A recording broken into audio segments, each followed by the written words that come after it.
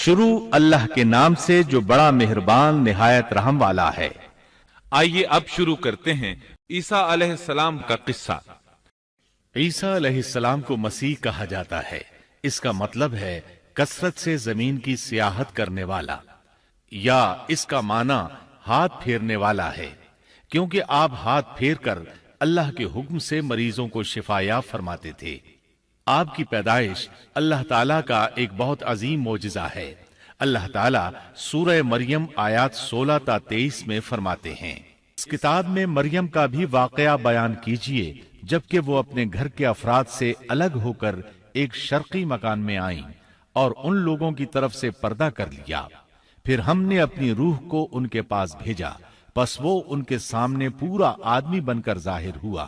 یہ کہنے لگیں، میں تجھ سے رحمان کی پناہ مانگتی ہوں اگر تو کچھ بھی اللہ سے ڈرنے والا ہے۔ اس نے جواب دیا کہ میں تو اللہ کا بھیجا ہوا قاصد ہوں، تجھے ایک پاکیزہ لڑکا دینے آیا ہوں۔ کہنے لگیں، بھلا میرے ہاں بچہ کیسے ہو سکتا ہے؟ مجھے تو کسی انسان کا ہاتھ تک نہیں لگا اور نہ میں بدکار ہوں۔ اس نے کہا، بات تو یہی ہے، لیکن تیرے پروردگار کا ارشاد ہے کہ وہ مجھ پر بہت ہی آسان ہے، ہم تو اسے لوگوں کے لیے ایک نشانی بنا دیں گے اور اپنی خاص رحمت۔ یہ تو ایک طے شدہ بات ہے۔ پس وہ حمل سے ہو گئیں اور اسی وجہ سے وہ یکسو ہو کر ایک دور کی جگہ چلی گئیں۔ پھر درد ذہ اسے ایک کھجور کے تنے کے نیچے لے آیا اور بے ساختہ زبان سے نکل گیا کہ کاش میں اس سے پہلے ہی مر گئی ہوتی اور لوگوں کی یاد سے بھی بھولی بسری ہو جاتی۔ سیدہ مریم بہت عبادت گزار تھی۔ انہوں نے اپنے اور لوگوں کے درمیان آڑ بنا لی تھی۔ انہیں کھانا بھی پردے کے پیچھے سے پکڑایا جاتا۔ اللہ تعالیٰ کی طرف سے بھی انہیں خاص رزق مل رہا تھا۔ اس حالت میں جبریل علیہ السلام ان کے پاس آئے۔ انہوں نے ان کے گریبان میں اللہ کے حکم سے پھونک ماری، اس سے انہیں حمل ٹھہر گیا۔ ولادت کا وقت آیا تو آپ لوگوں سے بہت دور یعنی بیت اللحم چلی گئیں۔ وہیں انہیں درد ذہ شروع ہوا۔ تب کہنے لگی، کاش میں اس سے پہلے مر جاتی۔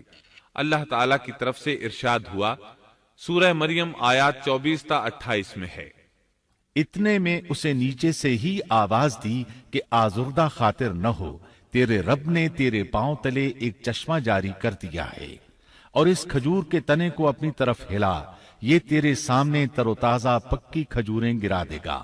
اب چین سے کھا پی اور آنکھیں ٹھنڈی رکھ۔ اگر تجھے کوئی انسان نظر پڑ جائے تو کہہ دینا کہ میں نے اللہ رحمان کے نام کا روزہ مان رکھا ہے، میں آج کسی شخص سے بات نہ کروں گی۔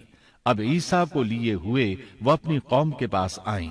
سب کہنے لگے، مریم تو نے بڑی بری حرکت کی، اے ہارون کی بہن، نہ تو تیرا باپ برا آدمی تھا اور نہ تیری ماں بدکار تھی۔ یہاں ہارون سے مراد موسیٰ علیہ السلام کے بھائی ہارون علیہ السلام مراد نہیں، بلکہ مریم علیہ السلام کے ایک بھائی کا نام ہارون تھا۔ قوم کی باتیں سن کر مریم علیہ السلام خاموش رہی اور بچے کی طرف اشارہ کر دیا کہ اس سے بات کر لو۔ وہ کہنے لگے، بھلا گود کا بچہ کیسے بات کر سکتا ہے؟ سورہ مریم آیت 29 میں ہے۔ مریم نے اپنے بچے کی طرف اشارہ کیا۔ سب کہنے لگے، لو بھلا ہم گود کے بچے سے کیسے بات کریں؟ اس وقت عظیم معجزہ رونما ہوا۔ سورہ مریم آیت 30 تا 33 میں ہے، بچہ بول اٹھا، میں اللہ تعالیٰ کا بندہ ہوں، اس نے مجھے کتاب عطا فرمائی اور مجھے اپنا پیغمبر بنایا ہے، اور اس نے مجھے بابرکت کیا ہے جہاں بھی میں ہوں، اور اس نے مجھے نماز اور زکوٰۃ کا حکم دیا ہے جب تک بھی میں زندہ رہوں، اور اس نے مجھے اپنی والدہ کا خدمت گزار بنایا ہے اور مجھے سرکش اور بدبخت نہیں کیا، اور مجھ پر میری پیدائش کے دن اور میری موت کے دن اور جس دن کہ میں دوبارہ زندہ کھڑا کیا جاؤں گا سلام ہی سلام ہے۔ یہ ہے صحیح واقعہ عیسیٰ ابن مریم کا۔ یہی وہ حق بات ہے جس میں لوگ شک و شبہ میں مبتلا ہیں۔ اللہ کے لیے اولاد کا ہونا لائق نہیں، وہ تو بالکل پاک ذات ہے۔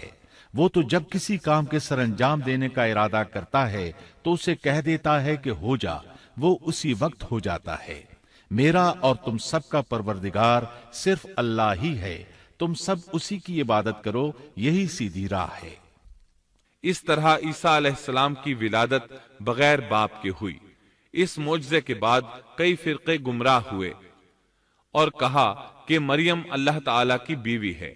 اس بات کی تردید کرتے ہوئے اللہ تعالیٰ سورۃ الجن آیت 3 میں فرماتے ہیں، اور یہ کہ ہمارے پروردگار کی شان بہت بلند ہے، وہ نہ بیوی رکھتا ہے نہ اولاد، اور یہ کہ ہم میں سے کوئی بے وقوف اللہ کے بارے میں جھوٹ گھڑتا ہے۔ اللہ تعالیٰ سورۃ المائدہ آیات 72 تا 75 میں فرماتے ہیں، بے شک وہ لوگ کافر ہو گئے جن کا قول ہے کہ مسیح ابن مریم ہی اللہ ہے، حالانکہ خود مسیح نے ان سے کہا تھا کہ اے بنی اسرائیل، اللہ ہی کی عبادت کرو جو میرا اور تمہارا سب کا رب ہے۔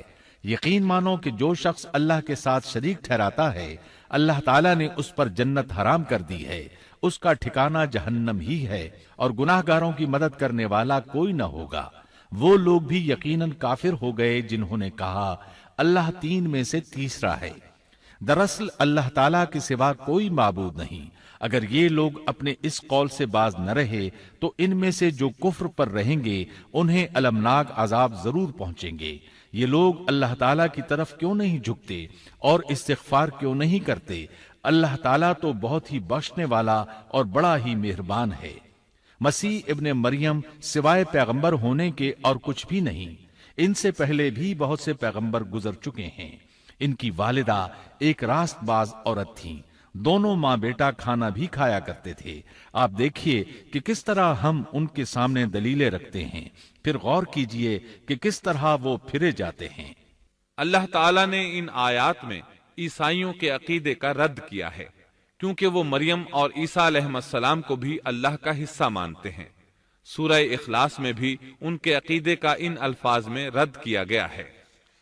آپ کہہ دیجئے وہ اللہ ایک ہے، اللہ بے نیاز ہے، نہ اس سے کوئی پیدا ہوا اور نہ وہ کسی سے پیدا ہوا، اور نہ کوئی اس کا ہمسر ہے۔ لوگوں نے جب مریم علیہ السلام پر تہمت لگائی، انہیں بدکار کہا، تب اللہ نے فرمایا، سورۃ النساء آیت 156 میں ہے، اور ان کے کفر کے باعث اور مریم پر بہت بڑا بہتان باندھنے کے باعث ہم نے ان پر لعنت کی۔ اسی طرح سورہ آل عمران آیت 59 میں اللہ تعالیٰ فرماتے ہیں، اللہ کے نزدیک عیسیٰ کی مثال ہو بہو آدم کی مثال ہے، جسے مٹی سے پیدا کر کے کہہ دیا کہ ہو جا، پس وہ ہو گیا۔ عیسائیوں کا مریم اور عیسیٰ علیہ السلام کے بارے میں یہ بہت بڑا جھوٹ ہے کہ عیسیٰ علیہ السلام اللہ کے بیٹے اور مریم اللہ کی بیوی ہیں۔ اللہ تعالیٰ سورہ مریم آیت 88 تا 95 میں فرماتے ہیں، ان کا قول تو یہ ہے کہ اللہ رحمان نے بھی اولاد اختیار کی ہے، یقیناً تم بہت بری اور بھاری چیز لائے ہو۔ قریب ہے کہ اس بہتان کی وجہ سے آسمان پھٹ جائیں اور زمین شق ہو جائے اور پہاڑ ریزہ ریزہ ہو جائیں کہ وہ رحمان کی اولاد ثابت کرنے بیٹھیں۔ شان رحمان کے لائق نہیں کہ وہ اولاد رکھے۔ آسمانوں اور زمین میں جو بھی ہیں سب کے سب اللہ کے غلام بن کر ہی آنے والے ہیں۔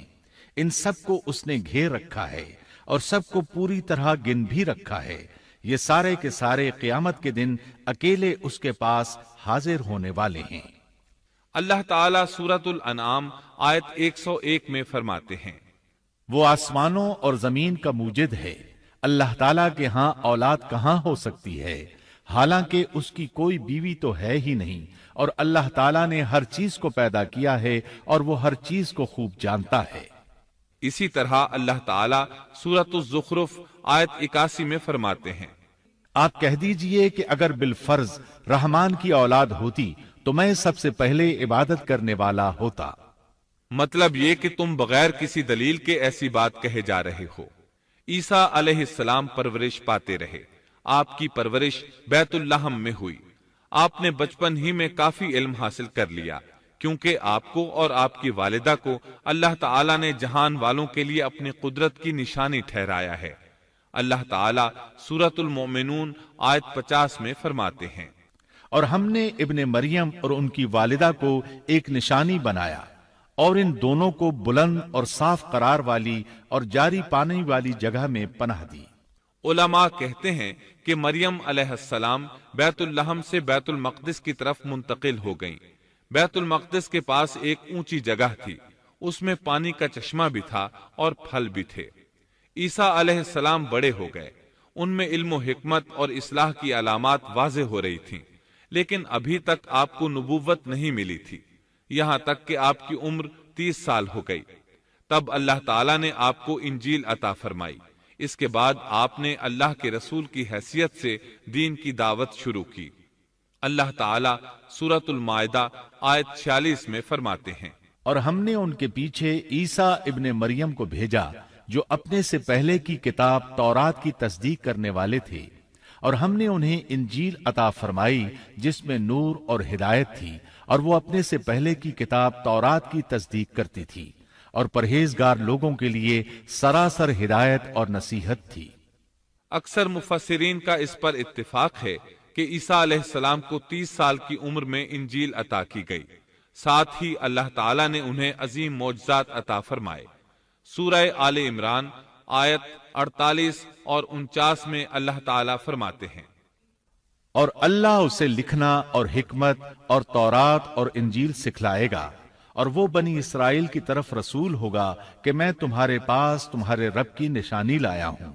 میں تمہارے لیے پرندے کی شکل کی طرح مٹی کا پرندہ بناتا ہوں، پھر اس میں پھونک مارتا ہوں تو وہ اللہ تعالیٰ کے حکم سے پرندہ بن جاتا ہے، اور اللہ کے حکم سے میں مادرزاد اندھے کو اور کوڑھی کو اچھا کر دیتا ہوں، اور مردے کو جلا دیتا ہوں، اور جو کچھ تم کھاؤ اور جو اپنے گھروں میں ذخیرہ کرو میں وہ تمہیں بتا دیتا ہوں۔ اس میں تمہارے لیے بہت بڑی نشانی ہے اگر تم ایماندار ہو۔ اس طرح عیسیٰ علیہ السلام بنی اسرائیل کی طرف مبعوث ہوئے۔ تمام نبی کسی خاص قوم کی طرف مبعوث ہوئے ہیں، جبکہ نبی اکرم صلی اللہ علیہ وسلم تمام انسانوں اور جنوں کے لیے رسول بنا کر بھیجے گئے۔ یہ آپ کی خصوصیات میں سے ایک امتیازی خصوصیت ہے۔ اللہ تعالیٰ نے عیسیٰ ابن مریم علیہ السلام کو عظیم معجزات عطا فرمائے۔ پیدائشی اندھا بینا ہو جاتا، کوڑھی کا کوڑھ دور ہو جاتا، برس والے کے جسم پر ہاتھ پھیر دیتے تو اس کا برس ختم ہو جاتا، مٹی کے پرندے بنا کر پھونک مارتے تو وہ اڑنے لگتے۔ لیکن سب سے بڑا معجزہ اللہ تعالیٰ نے آپ کو یہ عطا فرمایا کہ آپ نے اللہ کے حکم سے مردوں کو زندہ کیا۔ سورہ آل عمران آیت 50 اور 51 میں ہے، اور میں تورات کی تصدیق کرنے والا ہوں جو مجھ سے پہلے ہے، اور میں اس لیے آیا ہوں کہ تم پر بعض وہ چیزیں حلال کر دوں جو تم پر حرام کر دی گئی ہیں، اور میں تمہارے پاس تمہارے رب کی نشانیاں لایا ہوں، اس لیے تم اللہ سے ڈرو اور میری فرمانبرداری کرو۔ یقین مانو کہ میرا اور تمہارا رب اللہ ہی ہے، تم سب اسی کی عبادت کرو، یہی سیدھی راہ ہے۔ لوگوں نے تمام نشانیاں دیکھی لیکن پھر بھی کفر پر ڈٹے رہے، عیسیٰ علیہ السلام کی تکذیب کرتے رہے۔ اللہ تعالیٰ سورہ آل عمران آیت 52 میں فرماتے ہیں، مگر جب عیسیٰ نے ان کا کفر محسوس کر لیا تو کہنے لگے اللہ کی راہ میں میری مدد کرنے والا کون ہے؟ حواریوں نے جواب دیا کہ ہم اللہ کی راہ کے مددگار ہیں، ہم اللہ پر ایمان لائے اور آپ گواہ رہیے کہ ہم تابعدار ہیں۔ سورۃ الصف میں اللہ تعالیٰ عیسیٰ علیہ السلام کی زبانی فرماتے ہیں کہ انہوں نے ایمانداروں کو مخاطب کر کے کہا، اے ایمان والو، تم اللہ کے مددگار بن جاؤ، جس طرح مریم کے بیٹے عیسیٰ نے حواریوں سے فرمایا کہ کون ہے جو اللہ کی راہ میں میرا مددگار بنے؟ حواریوں نے کہا ہم اللہ کی راہ میں مددگار ہیں۔ پس بنی اسرائیل میں سے ایک جماعت تو ایمان لے آئی اور ایک جماعت نے کفر کیا، تو ہم نے مومنوں کی ان کے دشمنوں کے مقابلے میں مدد فرمائی، پس وہ غالب آ گئے۔ اس کے بعد اللہ تعالیٰ نے دین عیسوی کو یہودیوں کے مذہب پر غالب کر دیا۔ جب لوگوں نے کفر کیا اس وقت صرف حواری آپ پر ایمان لائے تھے، ان کی تعداد صرف 12 تھی۔ بعد میں دین عیسوی کو اللہ تعالیٰ نے مکمل طور پر غلبہ عطا فرمایا۔ حواری ایمان ضرور لائے تھے لیکن ان میں کسی قدر تردد تھا۔ اللہ تعالیٰ سورۃ المائدہ آیت 111 تا 115 میں فرماتے ہیں، اور جب میں نے حواریوں کو حکم دیا کہ تم مجھ پر اور میرے رسول پر ایمان لاؤ، انہوں نے کہا ہم ایمان لائے اور آپ گواہ رہیے کہ ہم پورے فرمانبردار ہیں۔ وہ وقت یاد کے قابل ہے جبکہ حواریوں نے عرض کیا اے عیسیٰ ابن مریم کیا آپ کا رب ایسا کر سکتا ہے کہ ہم پر آسمان سے ایک خوان نازل فرما دے؟ آپ نے فرمایا کہ اللہ سے ڈرو اگر تم ایماندار ہو۔ وہ بولے کہ ہم یہ چاہتے ہیں کہ اس میں سے کھائیں اور ہمارے دلوں کو پورا اطمینان ہو جائے اور ہمارا یہ یقین اور بڑھ جائے کہ آپ نے ہم سے سچ بولا ہے اور ہم گواہی دینے والوں میں سے ہو جائیں۔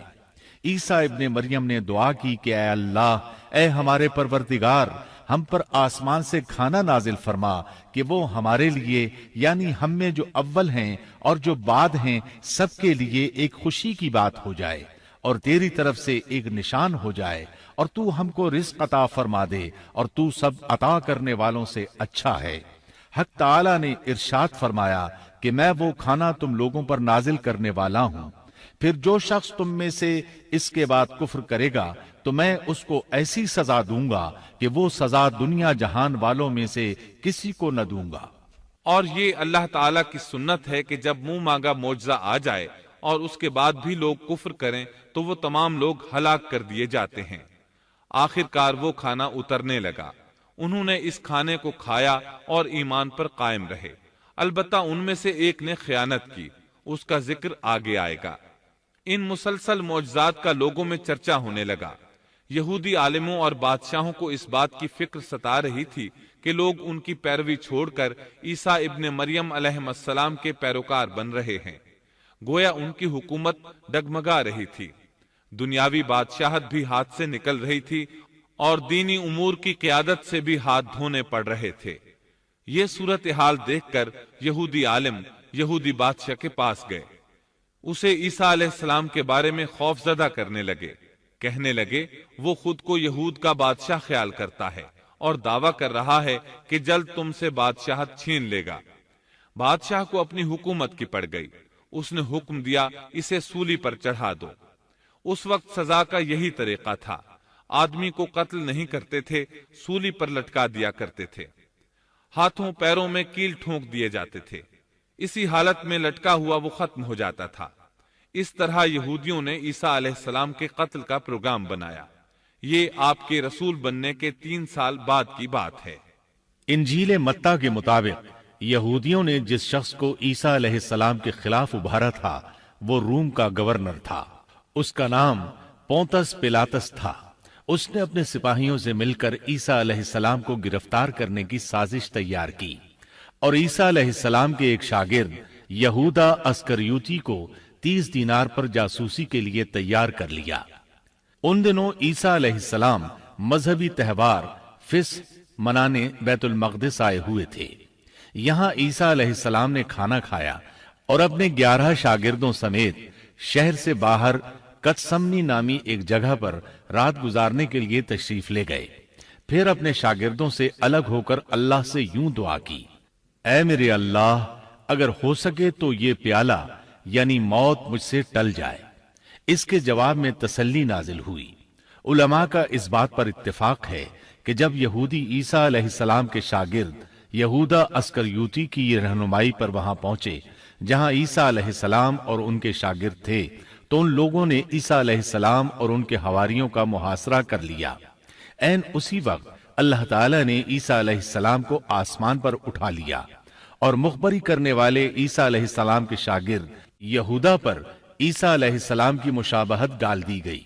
چنانچہ حکومت کے اہلکاروں، یہودیوں، حتیٰ کہ خود حواریوں نے بھی اسی کو عیسیٰ سمجھ لیا اور اسی کو لے جا کر پھانسی پر چڑھا دیا، جیسا کہ سورۃ النساء میں اللہ تعالیٰ فرماتے ہیں۔ اور اس وجہ سے بھی ہم نے ان پر لعنت کی کہ انہوں نے کہا کہ ہم نے مسیح ابن مریم جو کہ اللہ کا رسول ہے اسے قتل کیا ہے، حالانکہ نہ انہوں نے اسے قتل کیا اور نہ سولی دیا، لیکن ان کو شبہ پڑ گیا، اور جو لوگ اس میں اختلاف کر رہے ہیں وہ خود شک میں ہیں، انہیں حقیقت حال کا کچھ علم نہیں، محض ظن کے پیچھے لگے ہوئے ہیں۔ اور یہ یقینی بات ہے کہ انہوں نے عیسیٰ ابن مریم کو قتل نہیں کیا تھا، بلکہ اللہ نے اسے اپنی طرف اٹھا لیا تھا، اور اللہ بہت زور آور اور حکمت والا ہے۔ عیسائی اور یہودی اس بات پر متفق تھے کہ عیسیٰ علیہ السلام کو سولی چڑھا دیا گیا ہے، لیکن ان میں تھوڑا سا اختلاف تھا۔ یہودی کہتے تھے کہ وہ قتل ہو گئے ہیں، جبکہ عیسائی کہتے تھے کہ وہ 3 دن تک مردہ رہنے کے بعد زندہ ہوئے اور آسمان پر چلے گئے۔ اللہ تعالیٰ نے ان دونوں گروہوں کی تردید کرتے ہوئے فرمایا کہ یہ شک میں مبتلا ہیں۔ در حقیقت یہ لوگ عیسیٰ علیہ السلام کو گرفتار نہ کر سکے تھے۔ بہرحال عیسیٰ علیہ السلام کے آسمان پر اٹھائے جانے کے بعد یہود غالب آ گئے اور دین عیسوی کی اشاعت پر پابندی لگا دی۔ البتہ خفیہ طور پر لوگ اس دین سے آگاہی حاصل کرتے رہے اور یہ سلسلہ 240 سال تک یوں ہی چلتا رہا، یہاں تک کہ ایک بادشاہ نے عیسائی مذہب قبول کر لیا۔ وہ ملک روم کا بڑا بادشاہ تھا۔ اس وقت دین عیسوی خوب پھیلا، لیکن اس بادشاہ نے دین میں شرک والے کچھ طریقے شامل کر دیے۔ ایک روایت کے مطابق وہ 240 سال تک توحید پر قائم رہے۔ یہ بادشاہ قسطنطنیہ پہنچا، وہاں عیسوی مذہب کو اپنے اقوال کے ساتھ زندہ کرنا چاہا۔ اس بادشاہ نے علماء، درویشوں اور پادریوں کو منتخب کیا۔ اس وقت ظاہری اور واضح کفر کے دروازے کھل گئے۔ پھر عیسائیوں کے 3 فرقے بن گئے۔ ایک کہنے لگا ہمارے درمیان اللہ نے اپنی مرضی کے مطابق کچھ عرصہ قیام کیا، پھر آسمان پر چلا گیا۔ ان لوگوں کو یعقوبیہ کہتے ہیں۔ دوسرے گروہ نے کہا ہمارے درمیان اللہ کے بیٹے نے جب تک چاہا قیام کیا اور پھر اللہ نے اسے اپنی طرف اٹھا لیا۔ انہیں نستوریہ کہتے ہیں اور ان کی کثرت ہوئی۔ اکثر نصارہ کا یہی عقیدہ تھا۔ اور تیسرا فرقہ کہنے لگا ہمارے درمیان اللہ کی منشا کے مطابق کچھ عرصے تک اللہ کا بندہ اور اس کا رسول رہا، پھر اسے اللہ نے اپنی طرف اٹھا لیا، اور یہی لوگ در حقیقت مسلمان تھے۔ انہیں موحدہ کہتے ہیں۔ ان کی انجیل میں شرک اب تک نہیں پایا جاتا۔ ان کی انجیل کا نام انجیل برناباس ہے۔ نصارہ کا یہ فرقہ سب سے قلیل تعداد میں ہے۔ ابن عباس رضی اللہ عنہما کہتے ہیں ان دونوں فرقوں نے تیسرے فرقے پر دھاوا بول کر ان میں اکثر کو قتل کر دیا۔ پھر اسلام اسی طرح تنہا، غریب اور کمزور رہا، یہاں تک کہ رسول اللہ صلی اللہ علیہ وسلم کی بعثت ہوئی۔ اللہ تعالیٰ سورۃ الصف آیت 14 میں فرماتے ہیں تو ہم نے مومنوں کی ان کے دشمنوں کے مقابلے پر مدد کی، پس وہ غالب آ گئے۔ سورۃ النساء آیت 157 میں اللہ تعالیٰ کا فرمان ہے اور ان کے یوں کہنے کے باعث کہ ہم نے اللہ کے رسول عیسیٰ ابن مریم کو قتل کر دیا، حالانکہ نہ تو انہوں نے اسے قتل کیا نہ سولی پر چڑھایا، بلکہ ان کے لیے وہی صورت بنا دی گئی تھی۔ یقین جانو کہ عیسیٰ کے بارے میں اختلاف کرنے والے ان کے بارے میں شک میں ہیں، انہیں حقیقت حال کا کوئی علم نہیں ہے، وہ محض ظن کے پیچھے لگے ہوئے ہیں۔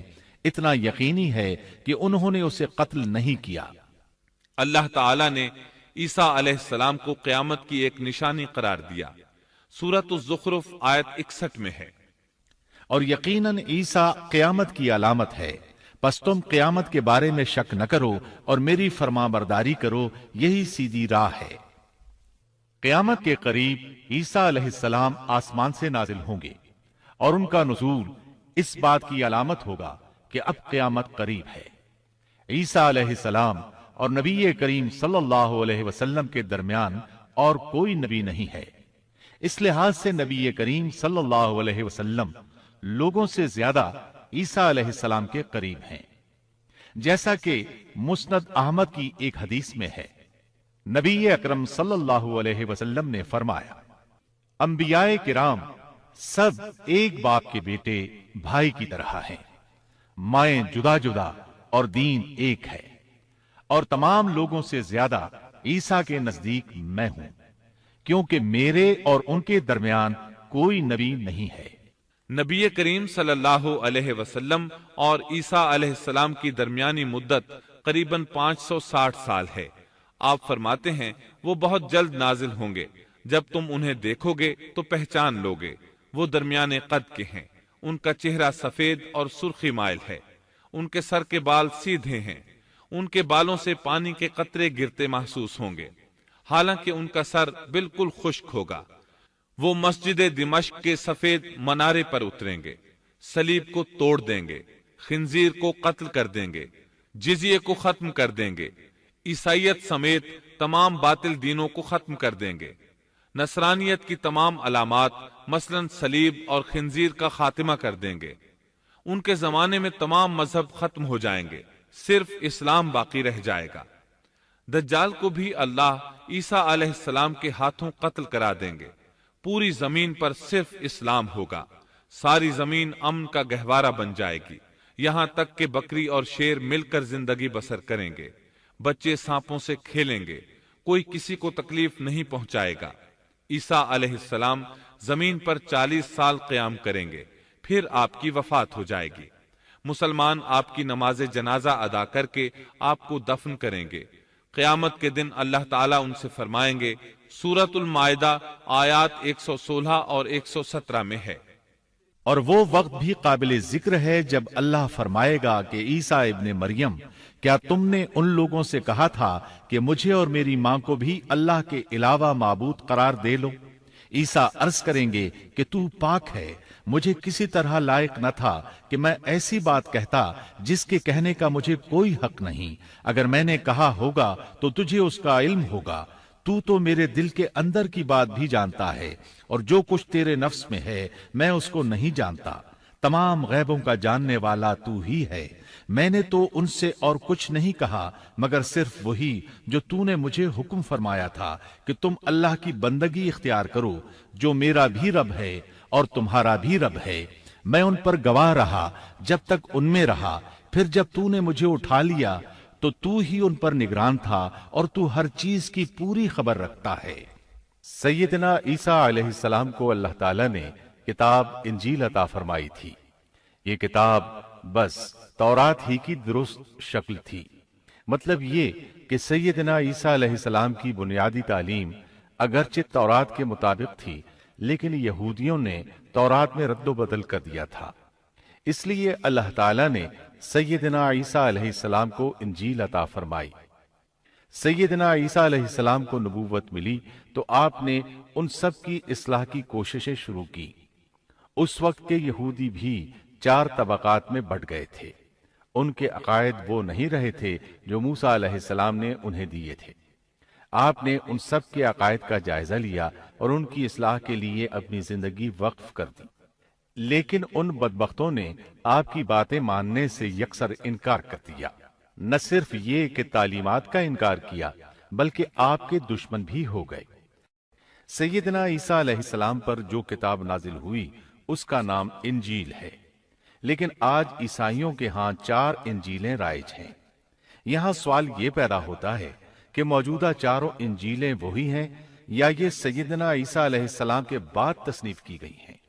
یہ ایک ایسا سوال ہے جو مدت سے سوال ہی چلا آ رہا ہے۔ عیسائی حضرات اس سوال کا جواب دینے سے قاصر ہیں۔ عیسائی عالم تک اس بات کا اقرار کرتے نظر آتے ہیں کہ ان میں سے کوئی ایک انجیل بھی مسیح علیہ السلام کی انجیل نہیں ہے اور نہ اس کا خالص ترجمہ ہے۔ موجودہ انجیلوں کے بارے میں عیسائیوں کے ہاں کوئی ایسی سند موجود نہیں جس کی بنا پر وہ کہہ سکیں کہ ان کی روایات کا سلسلہ سیدنا عیسیٰ علیہ السلام یا ان کے شاگردوں تک پہنچتا ہے۔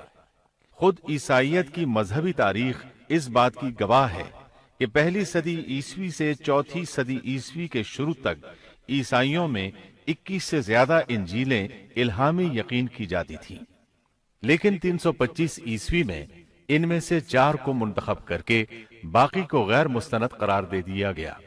4 انجیلوں کا یہ انتخاب بھی کسی تاریخی یا علمی بنیاد پر نہیں کیا گیا تھا، بلکہ اس کے لیے ایک طرح کی فال نکالی گئی تھی۔ اس فال کو الہامی اشارہ سمجھ لیا گیا تھا۔ ان 4 انجیلوں میں متی کی انجیل سب سے قدیم گنی جاتی ہے۔ اس کے باوجود عیسائیوں کے پرانے عالم یہ بات تسلیم کرتے ہیں کہ یہ انجیل متی اصلی نہیں بلکہ اس کا ترجمہ ہے، اس لیے کہ اصل کتاب عبرانی زبان میں تھی جو اب ناپید اور ضائع ہو گئی ہے، اور موجودہ ترجمے کے بارے میں قطعی طور پر یہ نہیں کہا جا سکتا کہ یہ اصل زبان کا ترجمہ ہے، جبکہ مترجم کا نام تک معلوم نہیں، اور نہ یہ پتا ہے کہ ترجمہ ہوا کے زمانے میں تھا۔ دوسری انجیل مرقس کی انجیل ہے۔ اس کے بارے میں مشہور عیسائی عالم پطرس گوماگ اپنی کتاب میں مرقس کے سوانح حیات پر لکھتا ہے کہ یہ نسلاً یہودی تھا اور عیسیٰ علیہ السلام کے حواری پطرس کا شاگرد تھا۔ جب رومیوں نے عیسائیت اختیار کر لی تو اس نے ان کے مطالبے پر یہ انجیل تصنیف کی۔ وہ سن 68 عیسوی میں اسکندریہ کے قید خانے میں بت پرستوں کے ہاتھوں قتل ہوا۔ تیسری انجیل لوقا کی انجیل ہے۔ عیسائی عالموں میں متی کی انجیل کے بارے میں جتنے اختلافات ہیں ان سے زیادہ لوقائی انجیل میں موجود ہیں۔ خود لوقا نے اپنی انجیل کے بارے میں لکھا ہے کہ یہ انجیل اس نے شاہ فیلس کے ساتھ خط و کتابت کی بنیاد پر لکھی ہے۔ وہ اسے مخاطب کر کے لکھتا ہے کہ سچ کی باتیں جن لوگوں نے کانوں سے سنی تھیں انہوں نے ہم تک جس طرح پہنچائی ہیں ان کو بہت سے لوگ ہم سے نقل کر رہے ہیں، اس لیے میں ضروری سمجھتا ہوں کہ ان کو خود ہی صحیح طریقے پر کر دوں تاکہ تمہیں صحیح حقیقت معلوم ہو جائے۔ اس سے صاف معلوم ہوتا ہے کہ لوقا نے سیدنا مسیح علیہ السلام کا زمانہ نہیں پایا۔ اس کے ساتھ عیسائی عالم یہ بھی بیان کرتے ہیں کہ لوقا کی انجیل مرقس کی انجیل کے بعد وجود میں آئی اور پطرس اور پولس کے مرنے کے بعد تصنیف کی گئی ہے۔ دراصل لوقا انطاکیہ شہر میں طب کا پیشہ کرتا تھا۔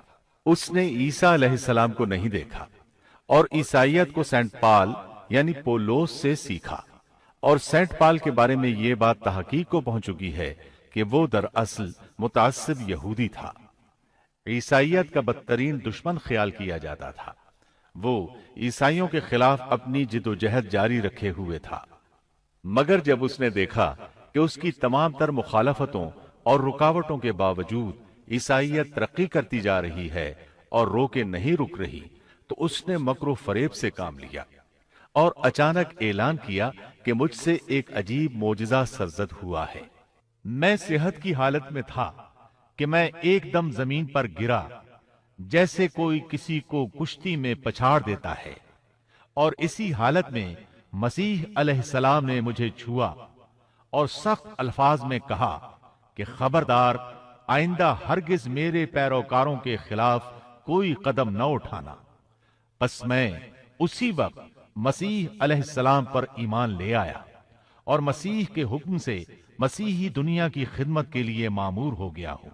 مسیح نے مجھ سے کہا ہے کہ میں لوگوں کو مسیح کی انجیل کی بشارت سنا دوں اور اس کی پیروی کی ترغیب دوں۔ اس طرح اس نے آہستہ آہستہ کلیسا پر ایسا قبضہ کیا کہ دین عیسوی کی اصل صداقتوں کو مٹا کر اسے بدعتوں اور رسومات کا مجموعہ بنا ڈالا اور پوری مسیحیت کو بت پرستی میں تبدیل کر دیا۔ آج جو عیسائیت قائم ہے وہ اسی پولس کی ایجاد کردہ مسیحیت ہے۔ لہذا اس کے بعد کون دعویٰ کر سکتا ہے کہ اس کے شاگرد لوقا کی انجیل الہامی انجیل ہے؟ چوتھی انجیل یوحنا کی انجیل ہے۔ اس کے بارے میں عیسائیوں کا عام عقیدہ ہے کہ یہ سیدنا عیسیٰ علیہ السلام کے محبوب شاگرد یوحنا زبدی کی تالیف ہے۔ یوحنا عیسیٰ علیہ السلام کے 12 حواریوں میں سے ایک تھا۔ یوحنا کی انجیل کو ان کی انجیل کہا جاتا ہے، لیکن خود عیسائی عالموں کا یہ دعویٰ ہے کہ یوحنا کی انجیل خود یوحنا کی تصنیف کردہ نہیں ہے۔ یہ تھا ان انجیلوں کا تعارف۔ اس سے ان کی حقیقت واضح ہو جاتی ہے۔ عیسیٰ علیہ السلام اللہ کے نبی، رسول اور پیغمبر ہیں۔ ان کے بعد سوائے نبی کریم صلی اللہ علیہ وسلم کے کوئی نبی نہیں آیا۔ نبی کریم صلی اللہ علیہ وسلم افضل النبیین ہیں، افضل المرسلین اور خاتم النبیین ہیں۔ آپ پر اور تمام انبیاء کرام پر اللہ تعالیٰ کی رحمت نازل ہوں، آمین۔ اور اس کے ساتھ ہی عیسیٰ علیہ السلام کا قصہ اپنے اختتام کو پہنچا۔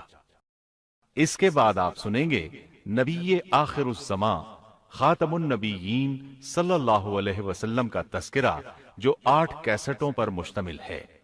اللہ تعالی ہم سب کا حامی و ناصر ہو، آمین۔